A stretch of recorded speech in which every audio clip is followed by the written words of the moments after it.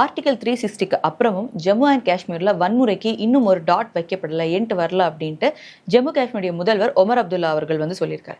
ஏன் அப்படின்னா, போன ஃப்ரைடே நவ்கம் போலீஸ் ஸ்டேஷனில் வந்து ஒரு பிளாஸ்ட் நடக்குது. இந்த பிளாஸ்ட்ல பார்த்தோம் அப்படின்னா ஸ்பெஷல் இன்வெஸ்டிகேட்டிங் ஏஜென்சி ஆஃபீஸர் ஒருத்தர், 3 FSL பர்சனல்ஸ் அண்ட் அந்த ஸ்டேஷனுடைய தொடர்பில் இருந்த ஒரு tailor and 2 revenue officials and 30க்கும் மேற்பட்டவர் வந்து காயமடைஞ்சிருக்காங்க. ஸோ இவங்களை பார்க்கறதுக்காக ஒமர் அப்துல்லா அவர்கள் அங்கே போயிருக்காங்க. அண்ட் அதன் பிறகு அவர் சொல்ற விஷயம் வந்து இந்த டெல்லி பிளாஸ்ட் வந்து மீன் பண்ணி சொல்றாரு. அதாவது ஒரு ஜம்மு அண்ட் காஷ்மீர் ரெஜிஸ்ட்ரேஷனுடைய கார் வந்து இன்னைக்கு டெல்லிக்குள்ள என்டர் ஆனா அது வந்து வேறொரு கண்ணோட்டத்தில் தான் பார்க்கப்படும்.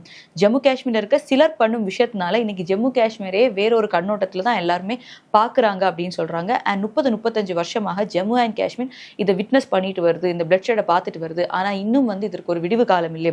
2019க்கு அப்புறமா இதுக்கு ஒரு விடிவு காலம் வரும் அப்படின்ட்டு ஒரு இம்ப்ரவேஷன் இருக்கும்னு சொன்னாங்க. ஆனா இன்னும் வந்து அதை வந்து எட்டல அப்படின்றவர் சொல்லியிருக்காரு. இன்னைக்கு நான் ஒரு கார் எடுத்து என்னோட Jammu and Kashmir register card எடுத்து நான் டெல்லிக்குள்ள பார்த்தாலும் என்னையும் வந்து வேறொரு கண்ணோட்டத்தில் பார்ப்பாங்க, என்னையும் இறக்கி கொஸ்டினிங் பண்ற நிலையில தான் இருக்குது. ஆனா நான் வந்து செக்யூரிட்டியோட போறதுனால எனக்கு அந்த நிலை இல்லாமல் இருக்கலாம். இஃப் வித்தவுட் செக்யூரிட்டினா எனக்கும் அந்த நிலை தான் அப்படின்றத சொல்லியிருக்காரு. அண்ட் இதற்கு வந்து செக்யூரிட்டி பிரீச், இந்த மாதிரியான செக்யூரிட்டி இஷ்யூஸ்க்கு வந்து எங்களால் எதுவுமே பண்ண முடியாது, அதாவது ஸ்டேட் கவர்மெண்டால் அதை வந்து சென்ட்ரல் யார் அந்த செக்யூரிட்டி பாதுகாப்பு பார்க்கணுமோ சென்ட்ரலில், ஸோ அவங்க தான் அதை பார்க்கணும் அப்படின்ட்டு இருக்காரு.